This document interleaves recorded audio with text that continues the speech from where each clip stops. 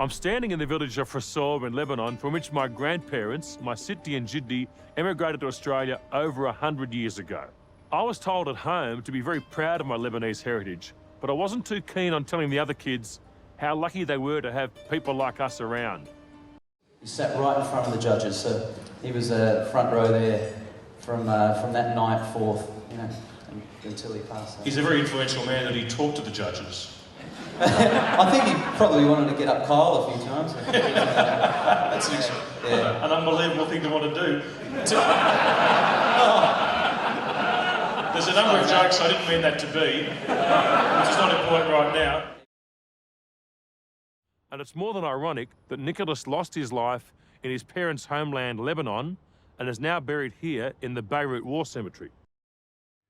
I don't know if that's answered your question, but you know, that's sort of where it is. But it's a matter of interest, intensity, wanting to do stuff. I mean, you know, it's there. So curiosity almost is the... Yeah, curiosity is critical. That's the other side of imagination. You can't have imagination unless you're curious.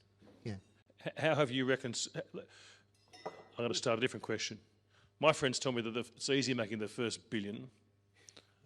It gets a bit harder making the second billion because your motivation isn't going to be quite the same. Yeah, well, can you tell me what keeps you wanting to grow your business when there's clearly nothing more that you could want physically? No. So what makes you... Well, I want to make sure I don't lose my second billion, but my third billion. But look, no, I mean, that's a facetious answer. I mean, weirdly, I mean, maybe it's just my makeup. I don't feel I'm successful. I mean, I'm clearly successful, guys. Okay, we, you know, get House of Lords. I mean, it goes on, right? But the point is, I always feel that there's the next thing going on. We were presenting to the Five Eyes chiefs when they came to London about what we thought about China. I mean, the other stuff. I mean, that's pretty interesting. You're suggesting you're an intelligence gatherer that competes with governments? Yeah, yeah. No. It's a very simple thing. I'm not a great admirer of Henry VIII. I'm very grateful that he provided a lot of the dosh for our library. So you might have been happy to be no longer the chairman of the BBC during this recent Gary Lineker football episode, but it reminded me of something I'd read or heard, I think on the BBC a few years ago. Apparently there are people who follow football but don't follow a particular team. Now, it's hard for most of us who follow a sport, our passion goes through a particular team. We don't study the sport in isolation. Having just read your memoir, I pick up a passion for politics, but it wasn't clear to me how you chose your team in politics. Can you explain to us why you're a Conservative and not in some other political party? Yeah. When I left university, I went on a scholarship to America. And while I was there, worked on an American political campaign. When you first became a coach, you couldn't have possibly been the full package. How did you assess yourself and decide what you needed to learn to go from being a first-time coach to a seriously good coach? Oh, I'm buggered if I know. No, I was just, as I say, I was just obsessed by it. And I was a phys ed teacher, so I had the education to coach, I guess. I think there's a secret here, and we'll just keep it within these four walls, that good coaches coach good teams. Jesus, slow this audience, I guess.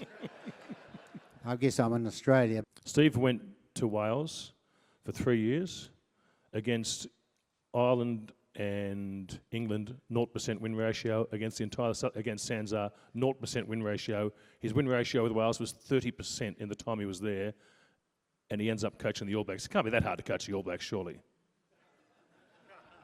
Well, Mickey Mouse had coached the All Blacks. What was your instinctive reaction to the procession of Conservative leaders over the last several months? Well, I mean, it's not great, right? I mean, I know Liz Truss. I've known her for ages. I mean, the most disappointing government thing I've ever seen in my life.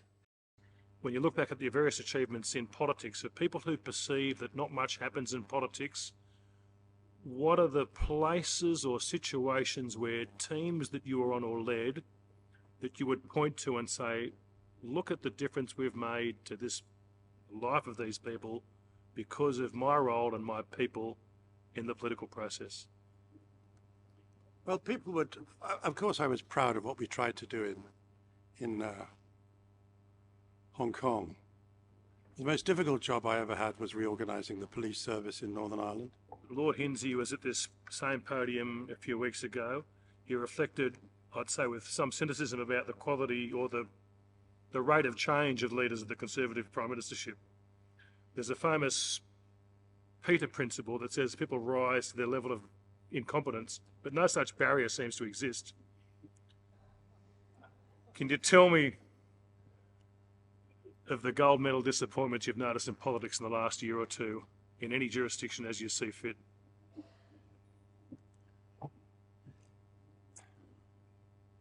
I think it plays a role in wrecking a democratic political party when it's led for some time by a moral vacuum. What do you believe the institutional factors, the environment or the cultural situations in New Zealand, teamwork's one of them, that have made this is some sort of prank, I think. There you go. We hardly know each other. Well done. Good teamwork, eh? Here to help. Yeah. Fabulous. What was the question? It's some time ago. There must be factors about New Zealand which mean that the rugby dominance hasn't been an accident for 100 years. It's been institutional reasons for it to be so. What do you think they are, and who guards them? Who makes sure they don't get lost or extinguished or undervalued? Well, I think the first thing is that New Zealand rugby is very inclusive.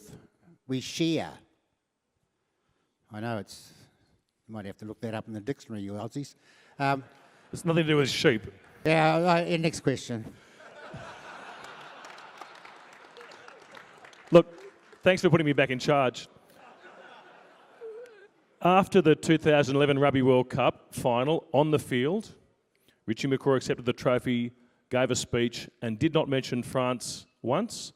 After the 2015 Rugby World Cup final, Richie McCaw, given a trophy, made a speech on the field, did not mention Australia once. I go back to the original question. Is or was there some sort of attitude in the New Zealand camp where mentioning the opponent was for strategic reasons off limits? No. So why did he behave in a way I've never seen anybody else behave in that situation after a grand final or a match similar? Are you sure about that, Andrew? Sure. Have you done the research? I was at both matches and I've watched the videos. Okay. I wouldn't get up here and put that accusation without a tiny bit of homework. Okay. I've got no bloody idea. Like McCaw is an outstanding human being. Gents and ladies of the House, High Table Rector, Chairman, Tony, everybody else here. Again, I restate how privileged I feel to be standing with Sir Michael. His achievements reflect well on the college, on himself, on all of us very indirectly, but directly on himself and the college. He said that himself many times. So please thank him one more time for his contributions, sir.